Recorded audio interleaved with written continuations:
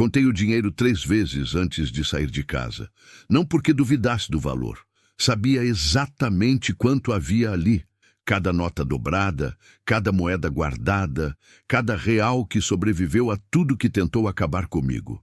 Contei porque precisava ter certeza de que era real, que aquele momento estava mesmo acontecendo. A barriga pesava diferente naquela manhã. 7 meses. O bebê ficava quieto quando eu estava nervosa, como se soubesse que não era hora. Aprendi a ler os silêncios dele antes de aprender qualquer outra coisa. Peguei a mala de couro, aquela que era da minha mãe, e fui. O cartório ficava no centro, numa rua de paralelepípedo que o sol esquentava desde cedo. O tabelião me olhou como os homens costumam olhar para mulheres sozinhas que aparecem em lugares sérios, sem um homem do lado. Com uma dúvida que ele não teve coragem de dizer em voz alta, mas que eu senti. Coloquei as notas sobre a mesa devagar, uma a uma. Deixei que o silêncio respondesse por mim. Ele não perguntou nada. Assinei onde mandou. A caneta estava pesada, ou era minha mão. Dobrei a escritura com cuidado, coloquei dentro do envelope que eu já tinha separado e saí. Lá fora, não tinha ninguém me esperando. Aprendi cedo que isso não é tragédia, é só o jeito que as coisas são. Minha mãe se chamava Gertrudes, lavadeira. Mulher que acordava antes do sol e deitava depois que todo mundo dormia, com as mãos sempre ásperas e uma expressão no rosto que eu só entendi muito depois. A expressão de quem está vivo por força, não por vontade. Ela morreu quando eu tinha 14 anos. Fiquei ao lado dela até o fim. Troquei pano, fervi chá, aprendi o peso do silêncio de quem vai partir. Antes de fechar os olhos, ela disse uma coisa só. Guarda tudo o que for seu. Eu não sabia o que ela queria dizer, mas guardei a frase. Depois, guardei tudo mais. Fui trabalhar em casa alheia com 15 anos, quartinho dos fundos, comida que sobrava, silêncio que era exigido de mim como condição de emprego. Aprendi a ocupar pouco espaço. Aprendi que algumas pessoas olham para uma moça pobre como se ela fosse paisagem, algo que está ali, que serve, que não precisa ter nome. Mas eu guardava uma lata velha no fundo da mala, dinheiro dobrado em pano, sem saber para quê, só sabendo que um dia ia precisar. Meu primeiro marido morreu de acidente de trabalho quando eu tinha 23 anos. Caminhão tombado numa curva da BR numa madrugada de chuva. A empresa mandou um telegrama. Não mandou indenização. Mandou um papel que eu não entendi, com palavras que explicavam por que eles não deviam nada. Não me dei ao luxo de parar. O segundo foi mais lento. Enfermidade que a gente não tem nome fácil para dar. Foi consumindo por dentro, mês após mês, até não sobrar nada. Eram 5 anos de casados. Eu trabalhei durante todo o tempo que ele ficou doente. Cuidei durante todo o tempo que ele ficou de cama. No fim, não senti o que esperava sentir. Senti apenas um cansaço que não ia embora dormindo. A culpa veio depois. Isso eu não esperava. Culpa por não ter chorado mais, por ter voltado ao trabalho rápido demais, por ainda estar aqui quando ele não estava. Esse tipo de culpa não tem cura. A gente aprende a carregar. Geraldo apareceu 2 anos depois. Nem conto como marido. Conto como erro que eu cometi com os olhos abertos, porque estava cansada de estar sozinha e confundi companhia com amparo. Sorriso fácil. Conversa de quem sabe agradar sem se comprometer. Casamos sem festa. Quando descobri que estava grávida, ele passou 2 semanas sem me olhar nos olhos. Depois foi embora. Sem bilhete, sem palavra. Deixou dívidas, aluguel atrasado e uma ordem de despejo com prazo de 30 dias. Não me surpreendeu tanto quanto deveria, mas doeu de um jeito diferente. Não por mim, por aquele pequeno que estava crescendo dentro de mim, sem saber ainda o que o esperava. Foi naquela noite que abri a lata. Contei tudo. Dava para comprar o sítio que uma vizinha tinha comentado na semana anterior. Barato demais para ser bom, ela disse rindo, mas era o jeito que ela tinha de dizer que estava em ruínas. Terra que ninguém queria, casa que ninguém aguentava. Fiquei olhando para as notas espalhadas na cama por um longo tempo. 16 anos de guarda.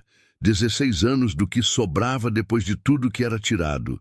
Pensei na minha mãe, nas mãos ásperas dela, na frase que ela deixou: guarda tudo que for seu. No dia seguinte, fui ao cartório. A estrada de terra durou mais do que eu esperava. Peguei carona com um homem que levava sacos de ração, que não perguntou nada e me deixou na entrada de uma cerca velha sem falar uma palavra. Agradeci. Peguei a mala e segui a pé. O sítio apareceu devagar, como coisa que não tem pressa de se mostrar. Paredes rachadas, telhado com buracos que o céu atravessava, mato tomando tudo, janela, cerca, caminho. Uma árvore tinha crescido junto à parede da cozinha, como se quisesse entrar. Fiquei parada na entrada por um tempo que não soube medir. Não era o que imaginei, mas era meu. E essa palavra, meu, pesava de um jeito que não consigo explicar para quem nunca não teve nada. Entrei. O cheiro de mofo veio primeiro. Depois, a luz viva entrando pelos buracos do telhado e fazendo manchas no chão de terra batida. Um fogão de barro rachado encostado na parede. Uma pia de pedra. Um catre sem colchão. Era pouco, mas era começo. Na primeira noite, deitei de costas no catre vazio e olhei as estrelas pelos buracos do telhado. O bebê se mexeu devagar, não um chute, uma ondulação, como quem se acomoda. Não sei se ele sentiu que chegamos a algum lugar, mas eu senti. Pela primeira vez em muito tempo, não estava esperando ninguém me mandar embora. Acordei antes do sol no dia seguinte. Não por hábito, por dor. As costas tinham passado a noite protestando contra o catre sem colchão. E o bebê estava acordado antes de mim, pressionando de um jeito que me lembrava que ele crescia independente de qualquer outra coisa. De onde eu estava, do que eu tinha, do que me faltava. Ele crescia porque era a natureza dele crescer. Aprendi a respeitar isso. Me levantei devagar, fui até a porta, abri. O cerrado estava ali, enorme e quieto, com aquela luz de começo de manhã que torna tudo laranja e frio ao mesmo tempo. Neblina baixa sobre o mato. Pássaro que não reconheci cantando em algum lugar que não consegui localizar. Fiquei na soleira por um tempo. Tinha aprendido, ao longo dos anos, que os primeiros minutos da manhã dizem muito sobre o dia que vai vir. Não de maneira supersticiosa, de maneira prática. Se você acorda com o estômago fechado, o dia vai ser difícil. Se acorda com fome, tem chance. Naquela manhã, acordei com fome. Tomei isso como sinal. O que eu sabia sobre terra, naquela época, cabia em pouca coisa. Sabia que precisava de chuva. Sabia que semente vai embaixo. Sabia que minha mãe tinha um canteiro de coentro na janela do quartinho onde a gente morava. E que ela falava com ele como falava com gente em voz baixa, como se não quisesse que o mundo ouvisse. Não sabia mais nada. Passei aquela manhã andando pelo terreno com cuidado, medindo com os olhos, tentando entender o que tinha comprado além de escritura. A cerca estava caída em 3 pontos. O mato havia tomado o que devia ser uma horta. Ainda dava para ver a marcação das fileiras, pedras organizadas que alguém tinha posto ali com intenção. Havia uma mangueira velha no fundo do quintal carregada, com fruta caindo no chão e apodrecendo sem que ninguém colhesse. Aquilo me incomodou de um jeito específico. Fruta apodrecendo no chão é desperdício, e eu nunca tive paciência para desperdício. Catei o que ainda estava bom, enchi o avental com mangas maduras, voltei para dentro. Comia em pé, encostada na pia de pedra, olhando pela janela sem vidro enquanto o sol subia. O suco escorria pelo queixo e eu não limpei. Não tinha ninguém para me ver. Depois encontrei o poço. Estava coberto por uma tampa de madeira velha, quase tomada pelo mato, mas a estrutura era boa. Pedra bem assentada, profundidade certa. Tirei a tampa com esforço, olhei lá dentro. Água escura de distância, não de sujeira. Peguei uma pedra pequena, joguei. O som que voltou era limpo. Abaixei o balde que tinha encontrado, dependurado num prego enferrujado dentro da casa. Esperei. Puxei. A água era fria, transparente, sem cheiro. Bebi com as duas mãos como se fosse a primeira vez que bebia água na vida. Não sei explicar o que senti. Não era alegria exatamente. Era algo mais quieto do que isso. Algo que parecia confirmação de que aquele lugar não estava morto, só abandonado. Que havia diferença entre as duas coisas. Dona Firmina apareceu no terceiro dia. Eu estava tentando acender o fogão de barro quando ouvi os passos no quintal. Me levantei rápido, que é o jeito que o corpo responde quando você passou a vida em lugares onde visita inesperada raramente era boa notícia. Era uma mulher velha, pequena, com aquele tipo de magreza que não é falta, é constituição. Cabelo branco preso no alto da cabeça, avental bordado, sandália de borracha. Carregava uma panela tampada de um lado e um embrulho de pano do outro. Me olhou de cima a baixo. Olhou para a barriga. Olhou para o fogão apagado, para a lenha mal empilhada. Não disse nada por um momento. Depois, depositou a panela no chão, chegou perto do fogão, ajeitou a lenha com 3 movimentos que pareciam automáticos, tirou fósforo do bolso do avental e acendeu. O fogo pegou na primeira tentativa. Folha seca embaixo, ela disse, sem me olhar. Madeira grossa em cima. Você estava fazendo ao contrário. Eu sei, respondi. Não sabia, mas disse assim mesmo. Ela me olhou. Não sorriu. Não julgou. Apenas assentiu, como quem registra informação. Sou Firmina. Moro na chácara do outro lado do córrego. Apontou com o queixo numa direção que eu não consegui precisar. Ouvi que tinha comprado esse sítio. Ouvi onde? Interior é pequeno, disse ela, simplesmente. Ficamos em silêncio por um momento. O fogo crepitava. O bebê se mexeu. Pode sentar, eu disse, porque era o que se dizia. Ela sentou. Abriu o embrulho de pano. Dentro havia raízes que eu não reconheci. Ervas amarradas com linha. Um vidro pequeno de mel. Para o parto, disse ela. Ainda falta quanto? 2 meses. Ela assentiu de novo, aquele mesmo gesto de quem cataloga. Depois abriu a panela e o cheiro de feijão temperado com fumaça encheu o espaço inteiro. E algo dentro de mim, que eu nem sabia que estava tenso, afrouxou. Comi sem vergonha. Ela não falou enquanto eu comia, o que foi um respeito que eu senti na pele. Nos dias que se seguiram, Dona Firmina foi voltando. Não todos os dias de início.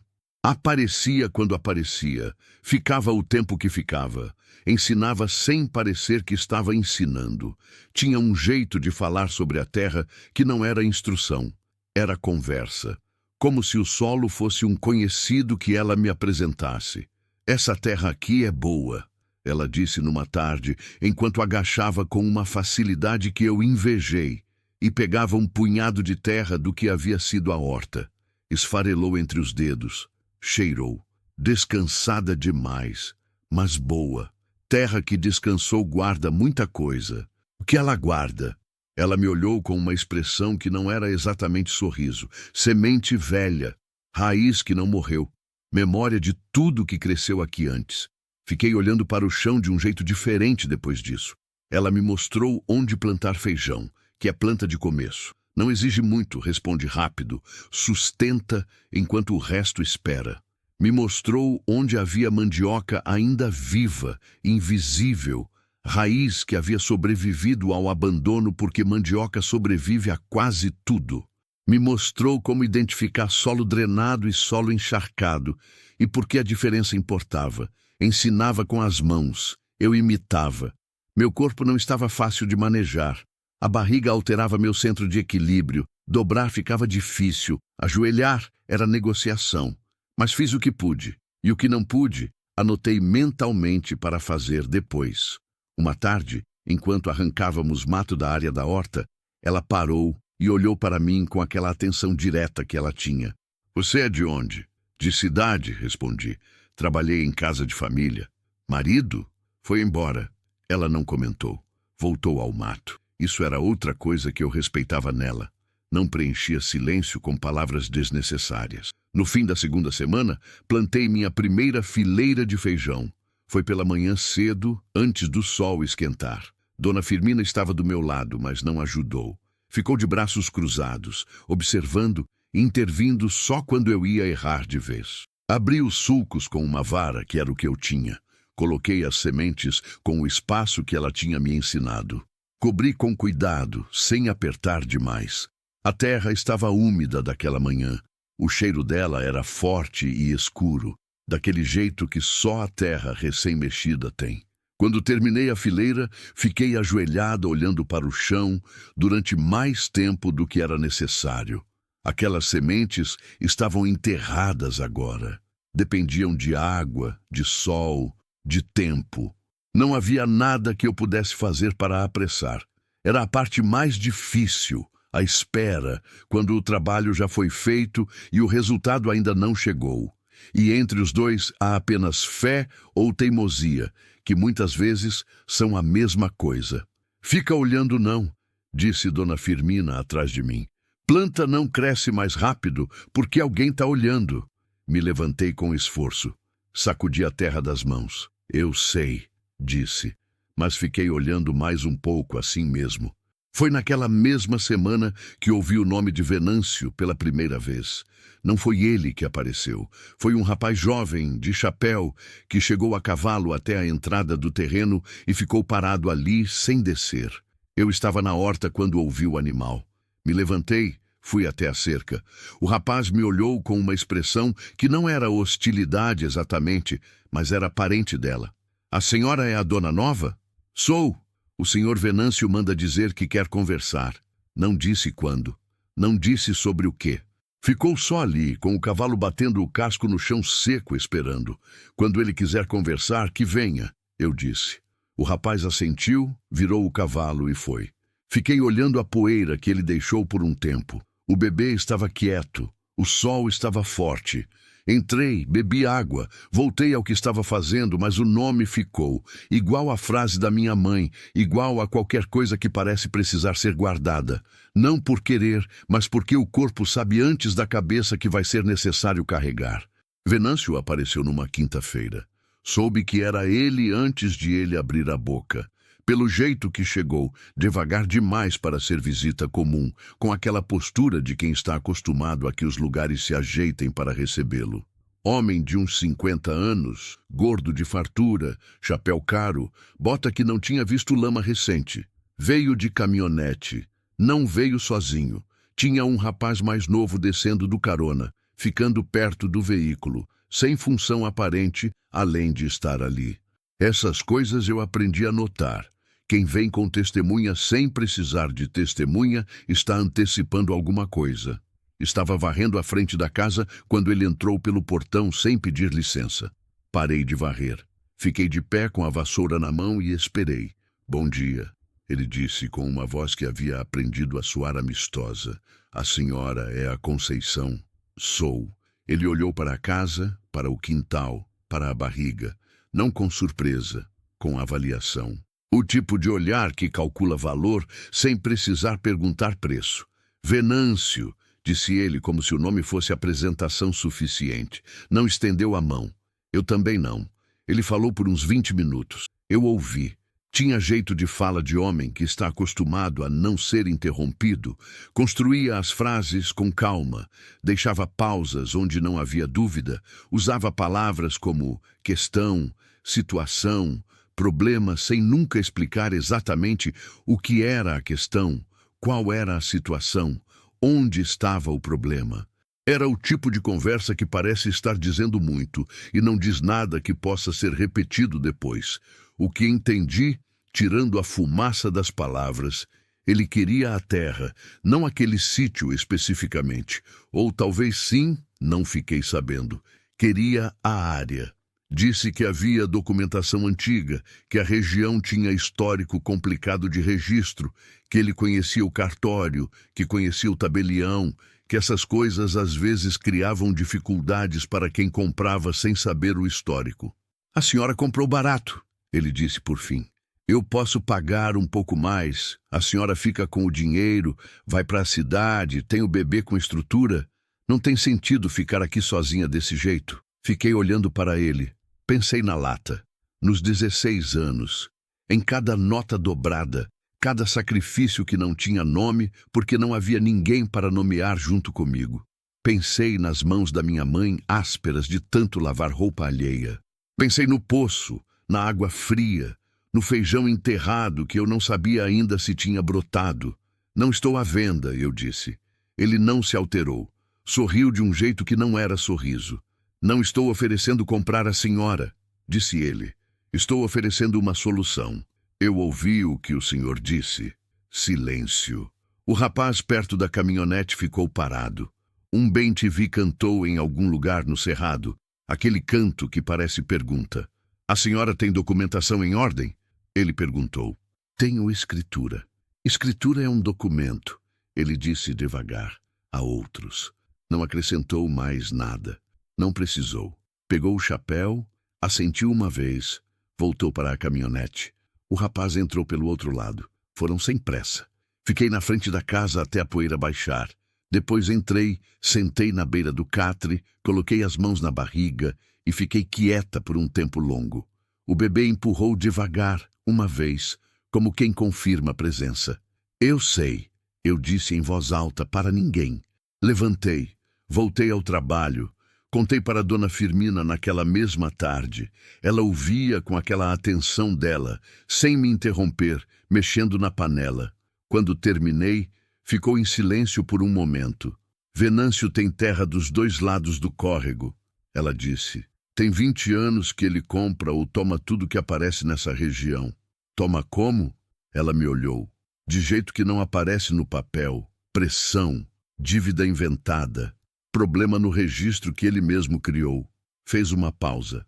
Ou espera. Espera a pessoa desistir, vender barato, ir embora. Eu não vou embora. Ela não respondeu de imediato. Mexeu o feijão, provou, colocou o sal. Não basta não ir embora, ela disse por fim. Tem que provar que está. Como assim? Uso. Ela virou para me olhar.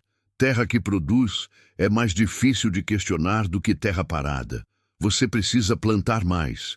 Precisa de testemunha de que você mora aqui, que você trabalha aqui. Apontou para a barriga. Quando esse menino nascer, o nome dele entra no registro dessa casa. Eu nunca tinha pensado nisso, em registrar o filho na terra. Mas fazia sentido. O tipo de sentido que não precisava de explicação longa. Você conhece advogado? Perguntei. Conheço quem conhece, ela disse. Na cidade tem defensoria. Atende quem não pode pagar. Anotei mentalmente, junto com tudo mais que precisava ser guardado. Os dias depois da visita de Venâncio tinham um peso diferente. Não de medo. Aprendi que medo consome energia que eu não tinha para desperdiçar. Era mais uma atenção constante, aquele estado em que você continua fazendo o que precisa ser feito, mas com um ouvido sempre aberto para o que não deveria estar acontecendo. Ouvia os caminhos, ouvia o cerrado. Numa manhã, encontrei a porteira do fundo aberta. Não havia sinal de animal passado, não havia rastro que justificasse. Fechei, amarrei com arame dobrado, fui embora. Noutra tarde, um caminhão passou devagar pela estrada na frente do terreno 3 vezes seguidas. Não parou, não buzinou, só passou. Eram recados. Eu entendia recado. O que eles não sabiam, o que esse tipo de homem raramente consegue imaginar, é que mulher que passou a vida inteira sendo recado de pobreza, de luto, de abandono, desenvolve uma relação diferente com a ameaça. Não fica imune, mas fica calibrada. Continuei plantando. Abóbora na área que Dona Firmina indicou, onde o solo era mais úmido. Couve em fileira perto da casa, que cresce rápido e exige pouco. Machixe numa cerca que eu mesma consertei com ripas que encontrei na antiga casa de farinha. Falei pouco, trabalhei muito. E o feijão, meu feijão, o primeiro que plantei com as próprias mãos, começou a brotar. Eram 2 palmos de verde saindo da terra quando vi. Fui até lá de manhã, como ia todos os dias, esperando o que sempre esperava. Nada ainda, talvez amanhã. E estava lá. Não todas as sementes, mas muitas. Fileiras de verde fresco e tenro, ainda curvadas do esforço de romper a terra, endireitando devagar na direção do sol. Fiquei agachado olhando por um tempo que provavelmente foi mais longo do que uma pessoa sensata ficaria. Não chorei. Não sou de choro fácil. Os anos foram secando esse recurso em mim, e o que sobrou eu guardo para quando não tem outro jeito. Mas senti alguma coisa que não tinha nome certo. Uma confirmação que ia além daquelas mudas específicas. Confirmação de que aquela terra respondia. De que o trabalho havia chegado a algum lugar. De que eu podia aprender o que não sabia. Coloquei a mão no chão, perto das mudas, sem tocar nelas. A terra estava morna do sol da manhã. Tá bom, eu disse em voz baixa. Tá bom assim. Foi naquela semana que fui à cidade. Dona Firmina ficou no sítio. Ela não pediu para ficar, simplesmente ficou, que era o jeito dela de cuidar sem transformar cuidado em obrigação minha. Peguei carona com um caminhoneiro que passava pela estrada de manhã cedo, um homem de pouquíssima conversa que me deixou em frente à defensoria sem fazer pergunta nenhuma. A defensoria era uma sala pequena numa rua lateral, com cadeiras de plástico na entrada e um ventilador de teto que girava mais por hábito do que por função. Havia 3 pessoas esperando antes de mim. Esperei. A advogada que me atendeu era jovem, mais nova do que eu, com aquele cansaço específico de quem trabalha muito por pouco reconhecimento. Me olhou sem julgamento, o que já era mais do que eu esperava. Expliquei tudo. A compra, a escritura, a visita de Venâncio, as palavras sobre documentação. Ela ouvia e anotava sem me interromper. Quando terminei, ficou um momento relendo as anotações. A escritura está registrada? Ela perguntou. Está. Em seu nome? Em meu nome? Então, o imóvel é seu. Ela olhou para mim. O que ele pode tentar fazer é contestar a cadeia dominial. A história de proprietários anteriores. Se houver irregularidade em algum momento anterior à sua compra, ele pode tentar usar isso. Tem irregularidade? Não sei ainda. Preciso verificar. Ela pegou um formulário. Mas posso te dizer uma coisa. Posse é argumento. Você mora lá, planta lá, tem testemunhas disso? Tenho. Continua assim. Documenta tudo o que puder. Foto com data, nota de compra de semente, qualquer papel que prove que você está usando aquela terra. Ela me olhou de um jeito direto.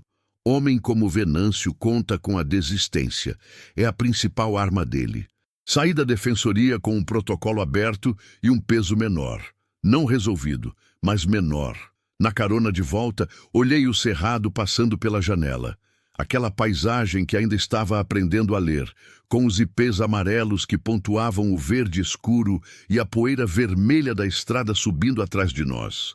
Pensei que minha mãe nunca tinha saído daquela cidade pequena onde nasceu, que o mundo dela cabia em bacias de roupa e cheiro de sabão, que o mundo que eu estava construindo era diferente disso. Não melhor necessariamente, só meu. O parto começou numa madrugada de vento. Não foi como eu imaginava, e eu tinha imaginado pouco, porque imaginar parto quando se está sozinha é o tipo de pensamento que a cabeça aprende a desviar por instinto de sobrevivência. Mas o corpo não pede permissão. O corpo simplesmente começa. Acordei com uma dor que não era nova nem velha. Era diferente de tudo que eu conhecia. Não a dor de perda, não a dor de cansaço, não a dor de luto. Era a dor com direção, com propósito. Fiquei deitada por um momento, tentando medir o intervalo, que era o que Dona Firmina tinha me ensinado a fazer. Quando começar, ela tinha dito semanas antes, com aquela calma dela que era a coisa mais tranquilizadora que eu conhecia. Você conta o tempo entre uma e outra. Se tiver mais de 10 minutos, você manda chamar. Contei. Tinha mais de 10 minutos. Me levantei, acendi o lampião, fui até a janela. O cerrado estava escuro e o vento movia as copas das árvores com um som contínuo que parecia respiração. Peguei o pedaço de pau que deixávamos combinado. Um sinal simples, batido 3 vezes na lata pendurada na cerca do fundo, que Dona Firmina ouvia do outro lado do córrego. Bati 3 vezes. Depois voltei para dentro, aqueci água, me sentei na cadeira que ela tinha trazido especialmente para essa hora, baixa, de madeira, com os braços largos, e esperei. Ela chegou antes do que eu esperava, com sua bolsa de pano e aquela expressão que não era urgência nem calma, mas qualquer coisa precisa entre as duas. Começou há quanto tempo? Umas 2 horas. Ela assentiu. Colocou a bolsa sobre a mesa, lavou as mãos, me examinou com mãos experientes e uma eficiência que me lembrou que aquela mulher havia feito isso muitas vezes antes de mim. Vai demorar ainda, disse ela. Mas está certo, está vindo certo. Não perguntei quanto tempo. Aprendi que essa pergunta não tem resposta útil. Demorou até o sol sair. Não vou contar cada hora daquilo. Há coisas que pertencem só ao corpo, que não ganham nada sendo traduzidas em palavra.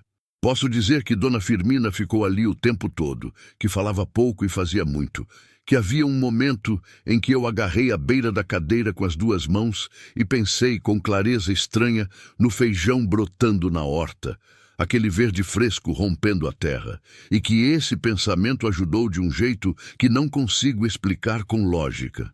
Posso dizer que quando ele chegou, o silêncio durou 1 segundo que pareceu minuto. Depois, o choro, fino, vivo, indignado com o mundo que acabara de encontrar. Dona Firmina o colocou sobre o meu peito e eu fiquei olhando para aquele rosto que amassava e abria e chorava, sem saber ainda o que era choro.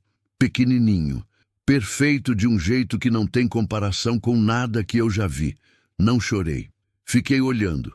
Depois coloquei a mão na cabeça dele, que cabia inteira na minha palma. Oi, eu disse em voz baixa.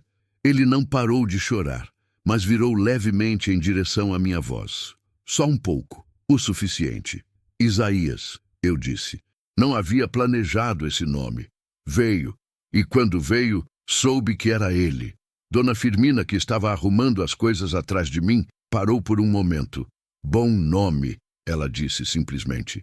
E voltou ao que estava fazendo. Os primeiros dias com Isaías foram os dias mais exaustos e mais acordados da minha vida. Acordados no sentido de estar presente em cada minuto de um jeito que o cansaço não conseguia apagar. Ele mamava, dormia, acordava, chorava, mamava de novo, e eu fazia tudo isso no automático que a necessidade impõe. Mas entre um momento e outro, havia esses instantes em que eu ficava só olhando para ele e não conseguia acreditar que aquilo estava ali, que existia, que eu havia feito aquilo. Dona Firmina ficou os primeiros 5 dias. Dormia num catre que trouxe do próprio quintal, cuidava da horta enquanto eu cuidava de Isaías, trazia comida, chá, silêncio, quando silêncio era o que eu precisava. Não perguntava como eu estava. Observava. E se havia algo errado, cuidava sem precisar que eu pedisse. No 6º dia, arrumou a bolsa de pano com calma. Você já sabe o que está fazendo, ela disse. Não sei nada, respondi, honestamente. Sabe o suficiente para o que vem a seguir. Ela pegou a bolsa. E o que não sabe você aprende. É o que você tem feito. Ficou na porta um momento. Qualquer coisa, você sabe onde estou. E foi. Fiquei olhando o quintal depois que ela saiu. Isaías dormia amarrado no pano que ela tinha me ensinado a fazer. Pano comprido, nó no ombro, criança ajeitada perto do peito da mãe. Sentia o peso quente dele contra mim. Respirei fundo. Fui regar a horta. Venâncio mandou recado 2 semanas depois do parto. Não foi ele desta vez. Foi um homem que eu não conhecia, de gravata, que se apresentou como despachante e disse que havia localizado uma pendência no registro antigo do terreno. Uma sobreposição de área com propriedade vizinha, coisa antiga que precisava ser resolvida antes que eu pudesse, segundo ele, consolidar minha posse. Estava com papéis. Apontou números, datas, nomes que eu não reconhecia. Isaías estava no pano no meu peito, dormindo, com o punho fechado encostado no meu externo. Ouvi tudo. Esses documentos têm origem onde? Perguntei. Ele pausou. Não esperava a pergunta. São registros do cartório de... Qual cartório? Qual número de matrícula? Qual data de protocolo? Ele olhou para mim de um jeito diferente. Procurou nos papéis. Deu um número. Vou verificar, eu disse. Se estiver tudo como o senhor diz, converso com minha advogada. A senhora tem advogada? Tenho. Silêncio. Esses processos podem demorar, ele disse, mudando o tom. Podem ser caros. Uma situação como a da senhora, sozinha com criança pequena, obrigada pela visita, eu disse, e virei de costas. Não sabia se ele saiu logo ou ficou parado por um momento. Não olhei. Fui para dentro. Coloquei Isaías deitado na cama com a almofada encostada no lado, peguei meu caderno, anotei o número de matrícula que o homem havia dito, a data, o nome que ele usou. Depois escrevi, embaixo de tudo, verificar com a defensoria. Urgente. Guardei o caderno no fundo da mala, do mesmo lado onde ficava a escritura. Voltei à defensoria 10 dias depois. A advogada, doutora Patrícia, que eu havia aprendido a chamar pelo nome, olhou o número que eu trouxe, pesquisou no sistema, ficou em silêncio por um tempo que me ensinou a medir como bom ou ruim. Era mais ou menos. Existe uma sobreposição antiga, ela disse com cuidado. Não é invenção, mas é anterior à sua compra em 30 anos. Ela me olhou. O que isso significa é que quem vendeu para você pode ter vendido área com problema não resolvido. A responsabilidade primária não é sua. Mas pode ser usada contra mim? Podem tentar. Venâncio tem histórico de usar exatamente esse tipo de pendência para criar litígio e cansar o proprietário legítimo, até que venda ou abandone. Ela fechou o computador. Mas há uma defesa. Uso capião extrajudicial, se você completar o tempo de posse. E antes disso, notificação formal de que você está ciente do questionamento e contestando. Faz isso então.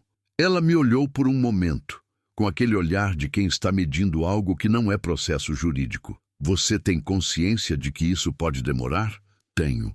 E que ele pode intensificar a pressão, imagino. E mesmo assim, doutora. Patrícia! Eu disse com calma. Eu tenho 16 anos de dinheiro guardado nessa terra, um filho de 3 semanas amarrado no meu peito e feijão crescendo na horta. Não tenho para onde ir que seja melhor do que ficar. Ela ficou me olhando por um segundo. Depois virou para o computador e começou a digitar. Voltei para o sítio no fim da tarde, com o sol descendo atrás do cerrado e tingindo tudo de laranja escuro. Isaías estava acordado no pano, olhando ao redor com aquela atenção que os recém-nascidos têm, não de quem entende, mas de quem está registrando tudo, arquivando para algum uso futuro que ele mesmo ainda não conhece. Parei no portão, olhei para a casa. As paredes ainda tinham rachaduras, o telhado ainda precisava de telha nova em 2 pontos. A cerca do fundo eu havia consertado, mas a da frente ainda estava frouxa num trecho.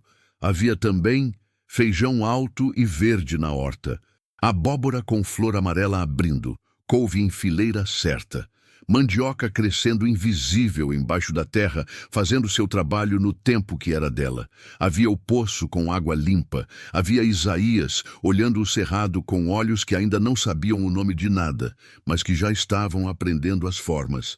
Havia eu. Entrei. Coloquei água para ferver.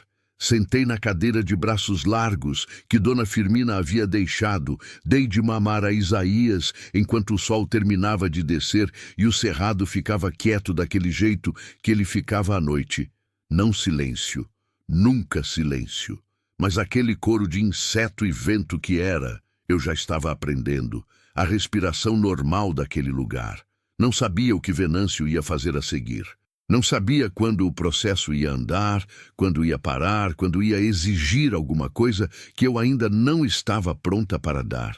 Mas sabia que amanhã ia amanhecer, que a horta ia precisar de água, que Isaías ia acordar antes do sol, como já havia aprendido a fazer, e que o dia ia começar do mesmo jeito que havia começado desde que eu cheguei, com trabalho, com terra, com teimosia que eu não escolhi, mas herdei, e que ia passar para ele. Isaías completou 2 meses numa manhã de garoa fina. Não festejei, não havia como festejar. Estava com os joelhos na terra da horta, arrancando mato entre as fileiras de feijão, com ele amarrado nas costas, porque havia descoberto que nas costas ele dormia mais e eu trabalhava melhor. E essa descoberta tinha sido a maior vitória prática daquele mês. Parei um momento, calculei a data, percebi. Olhei para o céu cinza e fechado. 2 meses, eu disse em voz alta para ele, que dormia e não ouvia. Voltei ao mato. Era esse o festejo que eu tinha para oferecer. Continuar. O cerrado tinha estações que eu estava aprendendo a ler no corpo antes de entender pela cabeça. A seca chegou em julho, com aquela secura que racha o lábio e resseca a garganta antes da gente perceber que está com sede. O céu ficava branco de tanto sol, sem nuvens, sem promessa. A terra endurecia por cima, mas guardava umidade embaixo.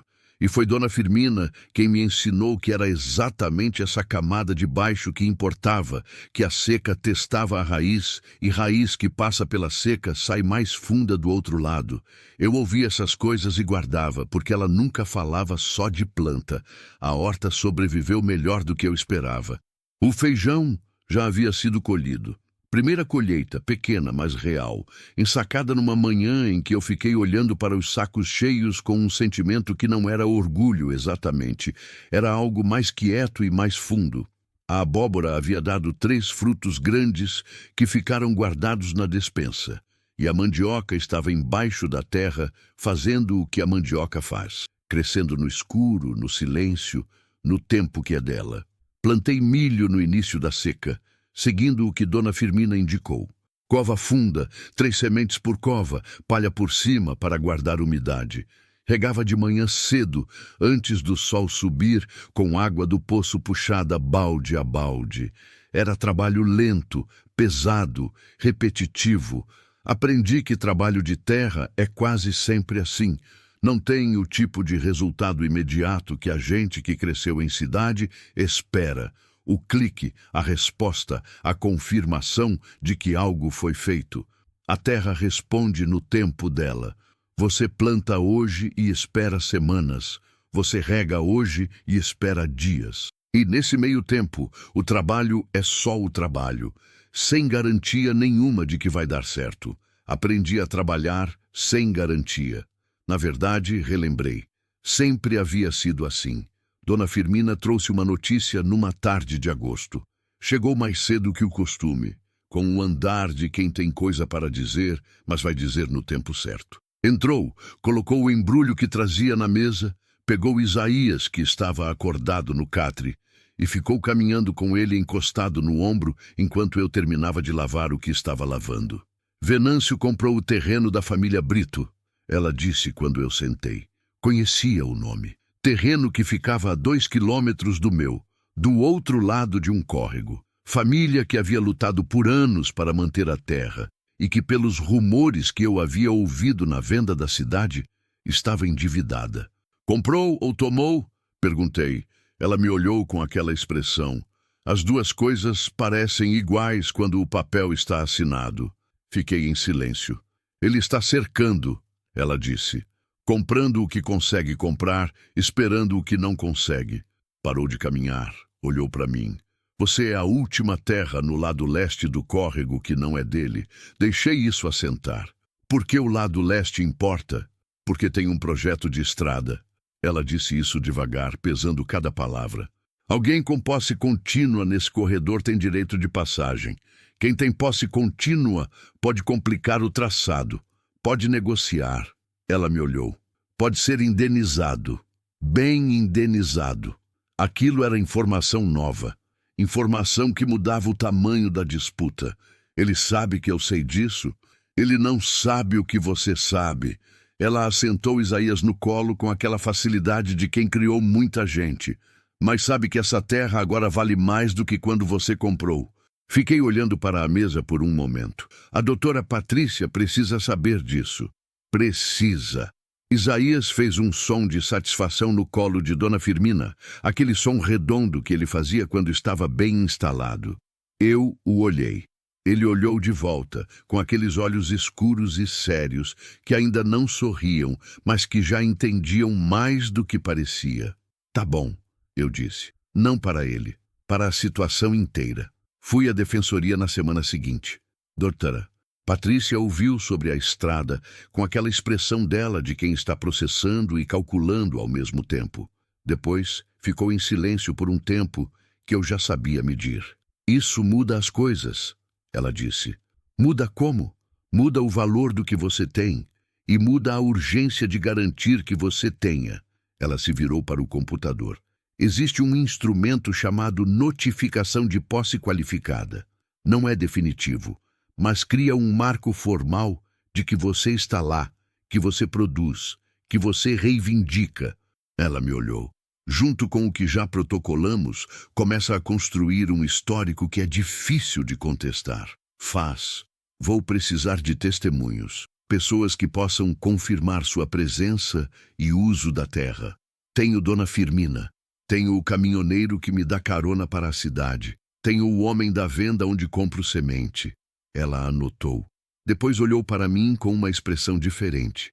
Não a expressão profissional, mas a outra. Conceição. Você entende que ele vai reagir a isso? Entendo. Pode ficar feio. Já é feio. Ela ficou me olhando. Você não tem medo? Pensei na pergunta com honestidade, que é o mínimo que ela merecia. Tenho, eu disse. Mas medo não é argumento, não para mim, não para ele. Parei. O que ele conta é que medo vire desistência. Não vai virar. Doutora Patrícia ficou um momento quieta. Depois, assentiu e voltou a digitar. A reação de Venâncio não demorou. Veio em forma de cerca. Numa manhã de setembro, acordei e encontrei estacas novas fincadas ao longo do lado norte do meu terreno, deslocadas 2 metros para dentro da minha área. Arame farpado, esticado com tensão nova, cheirando a metal recente. Havia uma placa pequena de madeira numa das estacas, com um número que eu não reconheci escrito à mão. Fiquei olhando por um tempo. Isaías estava no pano nas costas, acordado, olhando para o arame com atenção de criança que ainda não sabe o que é perigo. Voltei para dentro. Peguei o caderno. Saí de novo. Fotografei tudo com a câmera barata que havia comprado na cidade. Cada estaca, o arame, a placa, o deslocamento em relação à árvore grande que eu havia usado como marco de referência desde o começo. Escrevi no caderno a data, a hora, o que havia e onde havia. Depois fui buscar Dona Firmina. Ela veio, olhou, ficou em silêncio. Testemunha? Eu disse. Sou. Ela respondeu. Não precisou de mais. Na semana seguinte, doutora. Patrícia havia protocolado notificação de esbulho possessório, palavra que eu não conhecia antes e que aprendi como se aprende ferramenta, pelo uso, pela necessidade, pelo que resolve. Venâncio veio pessoalmente 2 semanas depois, desta vez sem o rapaz, sozinho. Isso me pareceu diferente. Homem que vem sozinho quer conversa, não demonstração. Eu estava na frente da casa quando ele chegou. Não fiz gesto de receber nem de rejeitar. Fiquei onde estava. Ele desceu da caminhonete com aquele passo devagar de sempre, mas alguma coisa havia mudado na postura. Não a arrogância, essa continuava, mas havia algo mais apertado nele, como roupa que encolheu. A senhora está criando problema, ele disse sem preâmbulo. Estou defendendo o que é meu. Essa terra não vale o que a senhora está gastando com a advogada. O senhor não sabe quanto eu estou gastando. Ele ficou me olhando. Isaías, que estava no pano no meu peito, escolheu aquele momento para fazer um som alto e sem sentido, aquele que ele fazia quando estava com sono, metade reclamação, metade aviso. Venâncio olhou para ele, olhou para mim. A senhora tem filho pequeno, ele disse. Não como ameaça direta, como observação que pretendia ser ameaça. Tenho, eu disse, e ele vai crescer nessa terra. É por isso que não vou embora. Silêncio longo. O vento movia o cerrado lá atrás, aquele som de folha seca que parecia respiração. A estrada vai passar, ele disse por fim, com a senhora ou sem a senhora. Então que passe, mas vai passar pelo que é meu, que vai continuar sendo meu, e vou ser indenizada pelo que me é devido. Ele me olhou por mais um momento, não com raiva, com algo que eu levei um tempo para identificar. Era cálculo, homem reavaliando se o esforço valia o resultado. Pesando custo e benefício da forma que homens como ele pesam tudo, sem sentimento, só número. Não respondi ao cálculo. Deixei ele fazer. Vou pensar, ele disse por fim. O senhor pense. Ele foi. Eu fiquei. Naquela noite, depois que Isaías dormiu, sentei na porta da casa e olhei o cerrado escuro. Havia estrelas, havia o barulho contínuo do mundo noturno. Havia o cheiro de terra seca que começava a mudar quando a noite esfriava. Pensei no segundo marido, no quanto ele demorou para ir e no quanto essa demora havia me ensinado que a vida pode diminuir de tamanho tão gradual que a gente só percebe quando já está muito pequena. Pensei no primeiro, no telegrama que chegou sem preparo, no choque que não tem como ser preparado. Pensei na criança que perdi antes de Isaías, 6 meses. Uma menina, me disseram, mas eu preferia não saber o sexo, porque saber torna mais pesado o que já é pesado demais. Não falei disso com ninguém, ainda não falo. Há perdas que pertencem só a você, que você não deve ao mundo como explicação. Pensei na minha mãe, nas mãos dela, na frase, guarda tudo que for seu. Ela estava falando de dinheiro naquele momento, ou talvez de mais do que dinheiro. Talvez ela soubesse, com aquele saber de quem viveu muito em pouco tempo, que a maior ameaça para a mulher pobre não é a pobreza em si. É ser convencida de que não merece nada que seja só dela, que tem que ceder, negociar, agradecer o pouco como se fosse muito, que não tem direito de resistir. Eu resisti. Ia continuar resistindo. No dia seguinte, fui ao fundo do terreno, às ruínas da antiga casa de farinha, e fiquei olhando para elas de um jeito diferente do que havia olhado antes. A roda de pedra estava ali. O forno de alvenaria, trincado, mas estruturado. As paredes de adobe, metade caídas, mas com base boa. Coloquei a mão na pedra velha, fria, sólida, sobrevivida. Havia possibilidade ali. Não de restaurar o passado. O passado não pedia restauração, mas de fazer outra coisa com o que ficou. Guardei essa ideia, como sempre fazia com o que importava. A notificação da estrada chegou em outubro, num envelope oficial com carimbo do Estado. Li 3 vezes. Pedi para Dona Firmina ler também, não porque duvidasse da minha compreensão, mas porque documento importante merece mais de um par de olhos. Ela leu devagar, com aquela atenção dela que não pula linha. Está aqui, ela disse apontando o parágrafo. Corredor de servidão. Área afetada. Direito de indenização ao proprietário com posse comprovada. Proprietária com posse comprovada. Eu tinha as notificações protocoladas, tinha os testemunhos, tinha as fotos com data, o caderno com cada anotação, as notas de compra de semente, o registro de Isaías, feito no cartório da cidade, com o endereço do sítio como domicílio. Tinha a notificação de esbulho contra a cerca ilegal de Venâncio, que ele havia retirado 10 dias depois, sem comentário, como quem remove uma aposta que não valeu.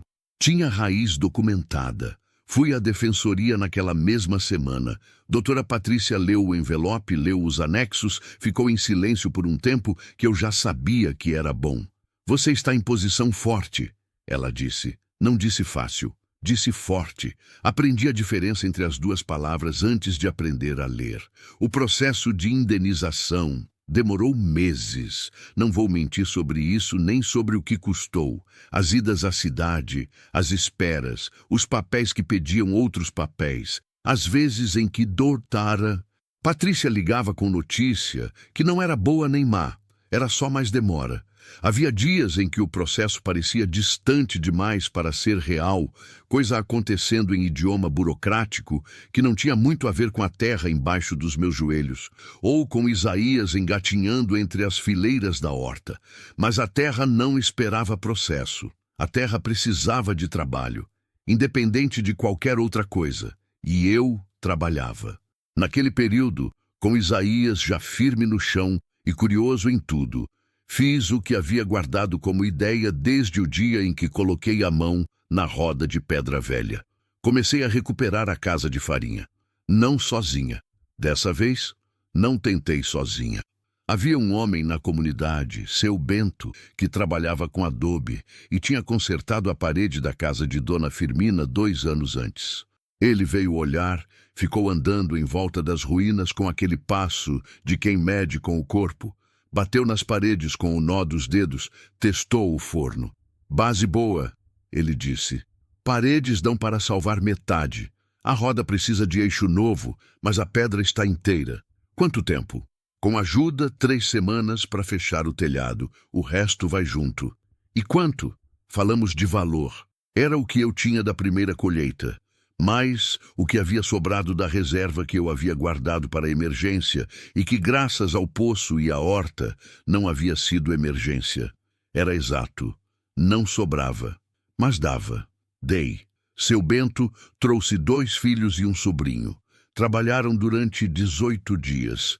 Eu trabalhei junto quando pude, carregando material, misturando argamassa, segurando o que precisava ser segurado, enquanto mãos mais experientes faziam o que eu ainda não sabia. Aprendi observando como havia aprendido quase tudo na vida. Isaías ficava no pano ou no catre improvisado na sombra, acompanhando o movimento com aquela seriedade de quem tem menos de 1 ano e já parece estar catalogando o mundo para uso futuro. Dona Firmina aparecia todo dia na hora do meio-dia com comida para todo mundo, sem que ninguém pedisse. Era o jeito dela de participar sem precisar de convite. No 18º dia, o telhado estava fechado, o forno reconstruído. A roda de pedra, com eixo novo, girando com um som que parecia a memória acordando. Fiquei na entrada da casa de farinha por um momento, olhando o interior limpo, cheirando a adobe fresco e madeira nova. Não era o que havia sido, era o que ia ser. A primeira fornada de farinha foi em novembro. Havia mandioca colhida, mais do que eu esperava, porque mandioca recompensa quem espera com generosidade que parece desproporcional ao que foi plantado. Aprendi a descascar, a ralar, a prensar, a torrar. Dona Firmina ficou ao meu lado nas primeiras horas, corrigindo sem humilhar, da forma que era própria dela. A farinha que saiu era grossa, amarela, com aquele cheiro que não tem outro igual no mundo. Coloquei um punhado na palma da mão e fiquei olhando. Minha mão, minha terra, minha farinha. Cada uma dessas palavras havia custado algo que não se mede em dinheiro. Seu Bento levou um saco para casa, pagamento combinado além do valor da obra. Dona Firmina levou outro. O resto eu guardei e levei para a venda da cidade, onde o homem de lá, que havia me visto chegar há quase 1 ano, com barriga e mala e expressão fechada, olhou a farinha, abriu, cheirou, provou. Boa, ele disse. Quanto tem? Por enquanto, 8 quilos. Mas vou ter mais. Ele pagou o preço justo. Não generoso, mas justo. Às vezes, justo é tudo que se precisa. A indenização foi depositada em fevereiro. Não era fortuna. Era o valor calculado sobre a área afetada pelo corredor de servidão, baseado em laudo técnico que havia levado meses para ser feito e mais meses para ser aprovado. Doutora Patrícia me explicou cada item, cada desconto, cada cálculo. Quando ela terminou, perguntou o que eu ia fazer com o valor. Eu já sabia. Telhado da casa principal. Eu disse. Cerca nova na frente, semente para a próxima safra. Parei. E uma prensa melhor para a farinha. Ela escrevia enquanto eu falava, como se fosse protocolo. Depois olhou para cima. Mais alguma coisa? Pensei. Colchão, eu disse. Ela não sorriu, mas chegou perto. O telhado novo foi a coisa mais silenciosa que aconteceu naquele ano. Não havia testemunha além de mim quando os últimos homens foram embora e eu fiquei sozinha na casa com Isaías, adormecido no catre e o teto inteiro acima de mim. Sem buraco, sem estrela visível de dentro, sem vento entrando onde não devia entrar. Sentei na cadeira de braços largos, olhei para o teto. Havia dormido minha primeira noite aqui, olhando as estrelas por entre as telhas faltando. E havia pensado naquela noite que não sabia como faria. E não sabia mesmo. Não sabia plantar, não sabia acender fogão de barro, não sabia como seria criar um filho sozinha em terra que não conhecia. Não sabia se ia resistir ao que Venâncio representava, ou ao que a seca representava, ou ao que o luto acumulado e sem nome representava. Não sabia. Mas fiquei, e ficando aprendi, e aprendendo fiz. E fazendo a terra respondeu, e a terra respondendo, ficou mais fácil continuar ficando.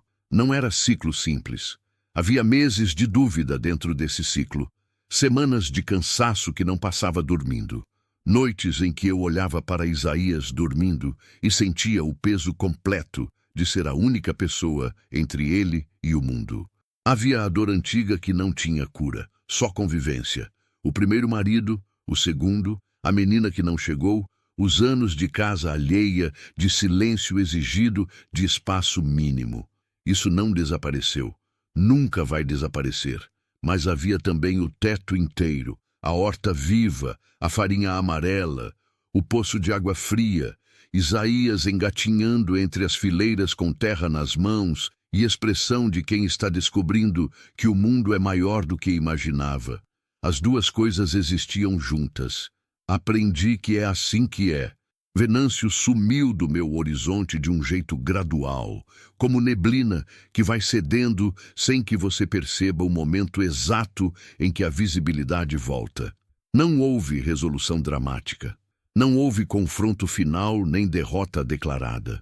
Ele simplesmente parou de mandar recado, parou de aparecer, direcionou a atenção para outros lugares onde a resistência talvez fosse menor.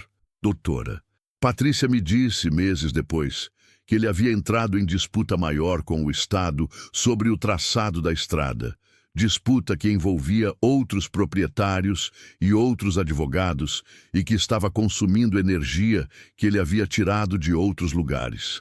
Eu era um dos outros lugares. Não senti vitória quando soube. Senti alívio, que é diferente. Vitória tem começo e fim. Alívio é só a continuação ficando um pouco mais leve. Dona Firmina ficou doente em março. Não foi de uma vez, foi do jeito que as pessoas velhas adoecem quando adoecem de verdade, gradual, com dias melhores e dias piores, até que os dias piores passaram a ser mais do que os bons. Fui todos os dias à chácara dela. Levava comida, levava Isaías, que havia aprendido a andar e que caminhava pela casa dela com a mesma atenção séria com que caminhava pela horta, tocando tudo com as pontas dos dedos, como se estivesse confirmando que o mundo era real. Ela gostava de tê-lo por perto. Não dizia isso, mas ficava com a mão pousada na cabeça dele quando ele se encostava no catre, e havia nesse gesto uma ternura que ela não mostrava de outro jeito. Numa tarde de abril, enquanto eu arrumava a casa e ela ficava deitada, ela disse: "Essa terra vai ser sua história." Não entendi de imediato. "Não a escritura." Ela disse como se lesse minha confusão. "A história que você conta para ele." Apontou para Isaías, que estava no chão empurrando uma panelinha de barro que ela havia dado a ele. "De como você veio, de como ficou, de como a terra respondeu." Fiquei quieta por um momento. "Não sei se sou boa em contar história." "Não precisa ser boa." Ela fechou os olhos. "Precisa ser verdade. Dona Firmina morreu em maio, numa manhã de garoa, sem sofrimento que eu pudesse ver. Fui eu que encontrei. Estava deitada do jeito que havia dormido, com as mãos sobre o peito e aquela expressão de quem terminou o que havia vindo fazer. Fiquei sentada ao lado dela por um tempo. Não rezei, não da forma que se aprende, com palavras certas e sequência certa. Fiquei em silêncio, que era a forma de respeito que eu sabia oferecer. Pensei em tudo que ela havia me ensinado, que não estava em nenhum livro, que existia só no gesto e na observação e na paciência de quem está disposto a aprender. Pensei que há pessoas que chegam na nossa vida como a mandioca chega na terra, invisíveis por muito tempo, trabalhando embaixo da superfície, e quando aparecem, o que revelam é mais do que esperávamos. Isaías estava nas minhas costas, quieto, como ficava quando sentia que a situação pedia silêncio. Ele tinha quase 10 meses. Não saberia dizer o que registrou daquele momento, mas registro alguma coisa. Isso eu acredito. Aquele inverno, trabalhei mais do que qualquer outro período. Era o jeito que tinha. Não de não sentir, mas de continuar sentindo enquanto fazia o que precisava ser feito, porque parar não era a opção que a terra oferecia e porque, honestamente, eu não queria parar. Parar deixava espaço demais para o tipo de pensamento que não leva a lugar nenhum. A casa de farinha produzia toda semana. Havia encontrado 3 famílias na comunidade que compravam regularmente, além da venda. Eu havia plantado mais mandioca na área que havia limpado no outono, e a horta havia expandido para cobrir quase toda a área que a cerca nova delimitava. Seu Bento tinha vindo uma tarde e ficado olhando a horta com uma expressão que eu demorei para identificar. Você transformou isso aqui, ele disse. Não respondi. Não sabia bem o que responder. Quando a senhora chegou, ele continuou com cuidado de quem escolhe palavras. Todo mundo achou que não ia durar. Grávida, sozinha, sem saber nada de terra. Eu sei. Durou. Durei. Eu disse que é diferente. Ele ficou me olhando por um momento. Depois assentiu uma vez, do mesmo jeito que Dona Firmina assentia, e foi embora. Isaías deu os primeiros passos em setembro. Estava na horta, como sempre, com terra nas mãos e aquela expressão de concentração que havia sido a expressão dele desde o começo. Estava de pé, segurando a cerca, me olhando. E então soltou. 2 passos. 3. Caiu no chão com um baque suave e ficou olhando para as próprias mãos como se elas tivessem feito algo sem consultá-lo. Eu estava ajoelhada entre as fileiras de couve, com as mãos também na terra, e fiquei olhando para ele. Não corri para ajudar. Esperei. Ele se levantou sozinho. Com esforço, com a determinação descoordenada de quem ainda não sabe exatamente como o próprio corpo funciona, mas está resolvido a descobrir. Se levantou e ficou parado, me olhando, esperando alguma resposta minha. Isso, eu disse. Simples assim. Ele não entendeu a palavra, mas entendeu o tom. Sorriu. Aquele sorriso que ele tinha aprendido a fazer nos últimos meses, largo e sem reserva, do tipo que criança faz antes de aprender que o mundo às vezes não merece sorriso sem reserva. Eu sorri também. É possível que tenha sido a primeira vez em muito tempo que sorri de um jeito que chegou até os olhos. Não fiz conta, apenas senti. Naquela noite, depois que Isaías dormiu, sentei na porta da casa com uma xícara de café e olhei o cerrado. Havia uma lua quase cheia, daquelas que iluminam o cerrado de um branco azulado que transforma tudo em outra coisa. As árvores ficavam com sombra longa, o capim balançava. O barulho da noite era o mesmo de sempre. O mesmo que eu havia ouvido na primeira noite, quando estava deitada no catre vazio, olhando as estrelas pelo telhado aberto, sem saber ainda se ficaria. Quase 2 anos. Pensei na mulher que havia chegado naquela estrada de terra, com a mala de couro e a barriga de 7 meses, e o coração do tamanho mínimo que sobra depois de muito perder, que não sabia acender fogão, que não sabia plantar, que não conhecia o nome de um pássaro daqueles que cantavam no cerrado, que havia guardado a vida inteira sem saber para quê. Soube agora. Não sabia quando guardava que seria para isso, para comprar um pedaço de chão que ninguém queria, para aprender a fazer farinha e consertar cerca e enfrentar homem de chapéu caro com palavras que não deixam marca nos papéis, mas deixam na pessoa. Para criar um filho em terra que era sua antes de ser dele, para que quando ele perguntasse de onde veio, a resposta tivesse chão embaixo. A lata estava vazia há 2 anos, mas havia outras formas de guardar.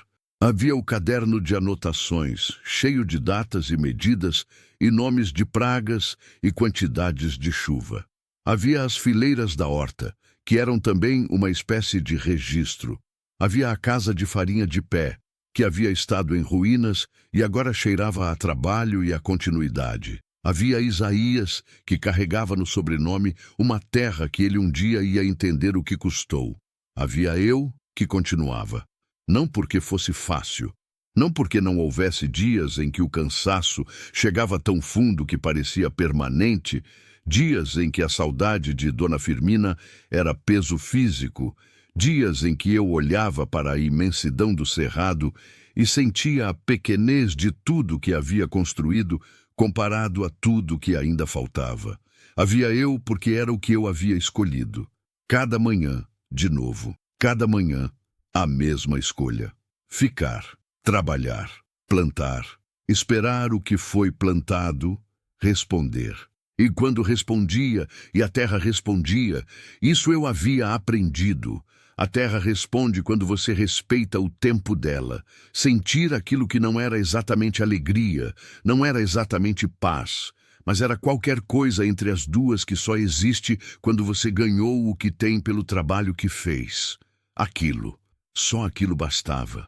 A lua avançou sobre o cerrado, o café esfriou na xícara. Em algum lugar no mato, um animal passou com passos que eu já conseguia identificar pelo som. Não ameaça, só vizinhança. Levantei, lavei a xícara, apaguei o lampião. Amanhã ia ter trabalho. Sempre tinha. A notificação da estrada chegou em outubro, num envelope oficial com carimbo do estado. Li 3 vezes. Pedi para a Dona Firmina ler também. Não porque duvidasse da minha compreensão, mas porque documento importante merece mais de um par de olhos. Ela leu devagar, com aquela atenção dela que não pula linha. Está aqui, ela disse, apontando o parágrafo. Corredor de servidão. Área afetada. Direito de indenização ao proprietário com posse comprovada. Proprietária com posse comprovada. Eu tinha as notificações protocoladas, tinha os testemunhos, tinha as fotos com data, o caderno com cada anotação, as notas de compra de semente, o registro de Isaías, feito no cartório da cidade, com o endereço do sítio como domicílio. Tinha a notificação de esbulho contra a cerca ilegal de Venâncio, que ele havia retirado 10 dias depois, sem comentário, como quem remove uma aposta que não valeu. Tinha raiz documentada. Fui à defensoria naquela mesma semana. Doutora Patrícia leu o envelope, leu os anexos, ficou em silêncio por um tempo que eu já sabia que era bom. Você está em posição forte, ela disse. Não disse fácil, disse forte. Aprendi a diferença entre as duas palavras antes de aprender a ler. O processo de indenização demorou meses. Não vou mentir sobre isso nem sobre o que custou. As idas à cidade, as esperas, os papéis que pediam outros papéis. Às vezes em que Dortara, Patrícia ligava com notícia que não era boa nem má. Era só mais demora. Havia dias em que o processo parecia distante demais para ser real. Coisa acontecendo em idioma burocrático que não tinha muito a ver com a terra embaixo dos meus joelhos ou com Isaías engatinhando entre as fileiras da horta. Mas a terra não esperava processo. A terra precisava de trabalho, independente de qualquer outra coisa. E eu trabalhava. Naquele período, com Isaías já firme no chão e curioso em tudo, fiz o que havia guardado como ideia desde o dia em que coloquei a mão na roda de pedra velha. Comecei a recuperar a casa de farinha. Não sozinha. Dessa vez, não tentei sozinha. Havia um homem na comunidade, seu Bento, que trabalhava com adobe e tinha consertado a parede da casa de Dona Firmina 2 anos antes. Ele veio olhar, ficou andando em volta das ruínas com aquele passo de quem mede com o corpo, bateu nas paredes com o nó dos dedos, testou o forno. Base boa, ele disse. Paredes dão para salvar metade. A roda precisa de eixo novo, mas a pedra está inteira. Quanto tempo? Com ajuda, 3 semanas para fechar o telhado. O resto vai junto. E quanto? Falamos de valor. Era o que eu tinha da primeira colheita, mais o que havia sobrado da reserva que eu havia guardado para emergência e que, graças ao poço e à horta, não havia sido emergência. Era exato. Não sobrava, mas dava. Dei. Seu Bento trouxe 2 filhos e um sobrinho. Trabalharam durante 18 dias. Eu trabalhei junto quando pude. carregando material, misturando argamassa, segurando o que precisava ser segurado, enquanto mãos mais experientes faziam o que eu ainda não sabia. Aprendi observando como havia aprendido quase tudo na vida. Isaías ficava no pano ou no catre improvisado na sombra, acompanhando o movimento com aquela seriedade de quem tem menos de 1 ano e já parece estar catalogando o mundo para uso futuro. Dona Firmina aparecia todo dia na hora do meio-dia com comida para todo mundo, sem que ninguém pedisse. Era o jeito dela de participar sem precisar de convite. No 18º dia, o telhado estava fechado, o forno reconstruído. A roda de pedra, com eixo novo, girando com um som que parecia a memória acordando. Fiquei na entrada da casa de farinha por um momento, olhando o interior limpo, cheirando a adobe fresco e madeira nova. Não era o que havia sido, era o que ia ser. A primeira fornada de farinha foi em novembro. Havia mandioca colhida, mais do que eu esperava, porque mandioca recompensa quem espera com generosidade que parece desproporcional ao que foi plantado. Aprendi a descascar, a ralar, a prensar, a torrar. Dona Firmina ficou ao meu lado nas primeiras horas, corrigindo sem humilhar, da forma que era própria dela. A farinha que saiu era grossa, amarela, com aquele cheiro que não tem outro igual no mundo. Coloquei um punhado na palma da mão e fiquei olhando. Minha mão, minha terra, minha farinha. Cada uma dessas palavras havia custado algo que não se mede em dinheiro. Seu Bento levou um saco para casa, pagamento combinado além do valor da obra. Dona Firmina levou outro. O resto eu guardei e levei para a venda da cidade, onde o homem de lá, que havia me visto chegar há quase 1 ano, com barriga e mala e expressão fechada, olhou a farinha, abriu, cheirou, provou. Boa, ele disse. Quanto tem? Por enquanto, 8 quilos. Mas vou ter mais. Ele pagou preço justo. Não generoso, mas justo. Às vezes, justo é tudo que se precisa. A indenização foi depositada em fevereiro. Não era fortuna. Era o valor calculado sobre a área afetada pelo corredor de servidão, baseado em laudo técnico que havia levado meses para ser feito e mais meses para ser aprovado. Doutora Patrícia me explicou cada item, cada desconto, cada cálculo. Quando ela terminou, perguntou o que eu ia fazer com o valor. Eu já sabia. Telhado da casa principal. Eu disse, cerca nova na frente, semente para a próxima safra. Parei. E uma prensa melhor para a farinha. Ela escrevia enquanto eu falava, como se fosse protocolo. Depois olhou para cima. Mais alguma coisa? Pensei. Colchão, eu disse. Ela não sorriu, mas chegou perto. O telhado novo foi a coisa mais silenciosa que aconteceu naquele ano. Não havia testemunha além de mim quando os últimos homens foram embora e eu fiquei sozinha na casa com Isaías, adormecido no catre e o teto inteiro acima de mim. Sem buraco, sem estrela visível de dentro, sem vento entrando onde não devia entrar. Sentei na cadeira de braços largos, olhei para o teto. Havia dormido minha primeira noite aqui, olhando as estrelas por entre as telhas faltando. E havia pensado naquela noite que não sabia como faria. E não sabia mesmo. Não sabia plantar, não sabia acender fogão de barro, não sabia como seria criar um filho sozinha em terra que não conhecia.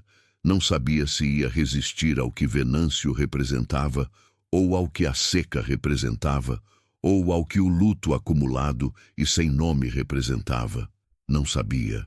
Mas fiquei, e ficando aprendi, e aprendendo fiz.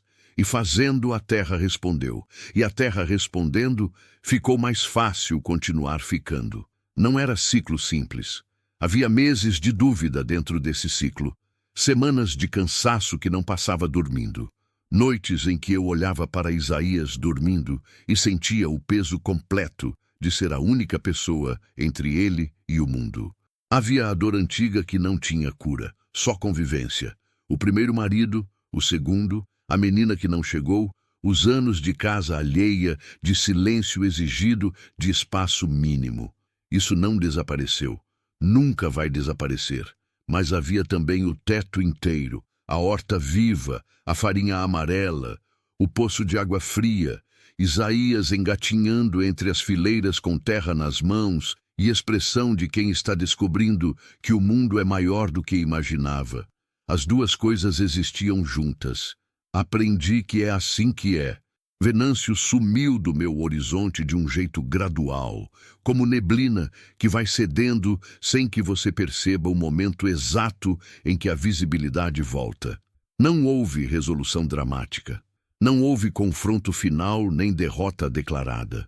Ele simplesmente parou de mandar recado, parou de aparecer, direcionou a atenção para outros lugares onde a resistência talvez fosse menor. Doutora, Patrícia me disse, meses depois, que ele havia entrado em disputa maior com o Estado sobre o traçado da estrada, disputa que envolvia outros proprietários e outros advogados e que estava consumindo energia que ele havia tirado de outros lugares. Eu era um dos outros lugares. Não senti vitória quando soube. Senti alívio, que é diferente. Vitória tem começo e fim. Alívio é só a continuação ficando um pouco mais leve. Dona Firmina ficou doente em março. Não foi de uma vez, foi do jeito que as pessoas velhas adoecem quando adoecem de verdade, gradual, com dias melhores e dias piores, até que os dias piores passaram a ser mais do que os bons. Fui todos os dias à chácara dela. Levava comida, levava Isaías, que havia aprendido a andar e que caminhava pela casa dela com a mesma atenção séria com que caminhava pela horta, tocando tudo com as pontas dos dedos, como se estivesse confirmando que o mundo era real. Ela gostava de tê-lo por perto. Não dizia isso, mas ficava com a mão pousada na cabeça dele quando ele se encostava no catre, e havia nesse gesto uma ternura que ela não mostrava de outro jeito. Numa tarde de abril, enquanto eu arrumava a casa e ela ficava deitada, ela disse: "Essa terra vai ser sua história." Não entendi de imediato. "Não a escritura." Ela disse como se lesse minha confusão. "A história que você conta para ele." Apontou para Isaías, que estava no chão empurrando uma panelinha de barro que ela havia dado a ele. "De como você veio, de como ficou, de como a terra respondeu." Fiquei quieta por um momento. "Não sei se sou boa em contar história." "Não precisa ser boa." Ela fechou os olhos. "Precisa ser verdade. Dona Firmina morreu em maio, numa manhã de garoa, sem sofrimento que eu pudesse ver. Fui eu que encontrei. Estava deitada do jeito que havia dormido, com as mãos sobre o peito e aquela expressão de quem terminou o que havia vindo fazer. Fiquei sentada ao lado dela por um tempo. Não rezei, não da forma que se aprende, com palavras certas e sequência certa. Fiquei em silêncio, que era a forma de respeito que eu sabia oferecer. Pensei em tudo que ela havia me ensinado, que não estava em nenhum livro, que existia só no gesto e na observação e na paciência de quem está disposto a aprender. Pensei que há pessoas que chegam na nossa vida como a mandioca chega na terra, invisíveis por muito tempo, trabalhando embaixo da superfície, e quando aparecem, o que revelam é mais do que esperávamos. Isaías estava na minha costas, quieto, como ficava quando sentia que a situação pedia silêncio. Ele tinha quase 10 meses. Não saberia dizer o que registrou daquele momento, mas registro alguma coisa. Isso eu acredito. Aquele inverno, trabalhei mais do que qualquer outro período. Era o jeito que tinha. Não de não sentir, mas de continuar sentindo enquanto fazia o que precisava ser feito, porque parar não era a opção que a terra oferecia e porque, honestamente, eu não queria parar. Parar deixava espaço demais para o tipo de pensamento que não leva a lugar nenhum. A casa de farinha produzia toda semana. Havia encontrado 3 famílias na comunidade que compravam regularmente, além da venda. Havia plantado mais mandioca na área que havia limpado no outono, e a horta havia expandido para cobrir quase toda a área que a cerca nova delimitava. Seu Bento tinha vindo uma tarde e ficado olhando a horta com uma expressão que eu demorei para identificar. "Você transformou isso aqui," ele disse. Não respondi. Não sabia bem o que responder. Quando a senhora chegou, ele continuou com cuidado de quem escolhe palavras. Todo mundo achou que não ia durar. Grávida, sozinha, sem saber nada de terra. Eu sei, durou, durei. Eu disse que é diferente. Ele ficou me olhando por um momento. Depois assentiu uma vez, do mesmo jeito que Dona Firmina assentia, e foi embora. Isaías deu os primeiros passos em setembro. Estava na horta, como sempre, com terra nas mãos e aquela expressão de concentração que havia sido a expressão dele desde o começo. Estava de pé, segurando a cerca, me olhando. E então soltou. 2 passos, 3. Caiu no chão com um baque suave e ficou olhando para as próprias mãos como se elas tivessem feito algo sem consultá-lo. Eu estava ajoelhada entre as fileiras de couve, com as mãos também na terra, e fiquei olhando para ele. Não corri para ajudar. Esperei. Ele se levantou sozinho. Com esforço, com a determinação descoordenada de quem ainda não sabe exatamente como o próprio corpo funciona, mas está resolvido a descobrir. Se levantou e ficou parado, me olhando, esperando alguma resposta minha. Isso, eu disse. Simples assim. Ele não entendeu a palavra, mas entendeu o tom. Sorriu. Aquele sorriso que ele tinha aprendido a fazer nos últimos meses, largo e sem reserva, do tipo que criança faz antes de aprender que o mundo às vezes não merece sorriso sem reserva. Eu sorri também. É possível que tenha sido a primeira vez em muito tempo que sorri de um jeito que chegou até os olhos. Não fiz conta, apenas senti. Naquela noite, depois que Isaías dormiu, sentei na porta da casa com uma xícara de café e olhei o cerrado. Havia uma lua quase cheia, daquelas que iluminam o cerrado de um branco azulado que transforma tudo em outra coisa. As árvores ficavam com sombra longa. O capim balançava. O barulho da noite era o mesmo de sempre. O mesmo que eu havia ouvido na primeira noite, quando estava deitada no catre vazio, olhando as estrelas pelo telhado aberto, sem saber ainda se ficaria. Quase 2 anos. Pensei na mulher que havia chegado naquela estrada de terra, com a mala de couro e a barriga de 7 meses, e o coração do tamanho mínimo que sobra depois de muito perder, que não sabia acender fogão, que não sabia plantar, que não conhecia o nome de um pássaro daqueles que cantavam no cerrado, que havia guardado a vida inteira sem saber para quê. Soube agora. Não sabia quando guardava que seria para isso, para comprar um pedaço de chão que ninguém queria, para aprender a fazer farinha e consertar cerca e enfrentar homem de chapéu caro com palavras que não deixam marca nos papéis, mas deixam na pessoa. Para criar um filho em terra que era sua antes de ser dele, para que quando ele perguntasse de onde veio, a resposta tivesse chão embaixo. A lata estava vazia há 2 anos, mas havia outras formas de guardar. Havia o caderno de anotações, cheio de datas e medidas, e nomes de pragas e quantidades de chuva. Havia as fileiras da horta, que eram também uma espécie de registro. Havia a casa de farinha de pé, que havia estado em ruínas e agora cheirava a trabalho e a continuidade. Havia Isaías, que carregava no sobrenome uma terra que ele um dia ia entender o que custou. Havia eu, que continuava. Não porque fosse fácil, não porque não houvesse dias em que o cansaço chegava tão fundo que parecia permanente, dias em que a saudade de Dona Firmina era peso físico, dias em que eu olhava para a imensidão do cerrado e sentia a pequenez de tudo que havia construído comparado a tudo que ainda faltava. Havia eu porque era o que eu havia escolhido. Cada manhã, de novo, cada manhã, a mesma escolha. Ficar, trabalhar, plantar, esperar o que foi plantado, responder. E quando respondia, e a terra respondia, isso eu havia aprendido.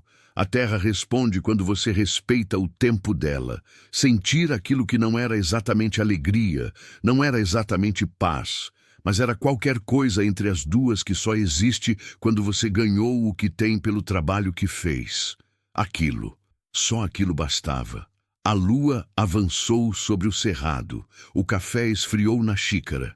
Em algum lugar no mato, um animal passou com passos que eu já conseguia identificar pelo som. Não ameaça, só vizinhança. Levantei, lavei a xícara, apaguei o lampião. Amanhã ia ter trabalho, sempre tinha.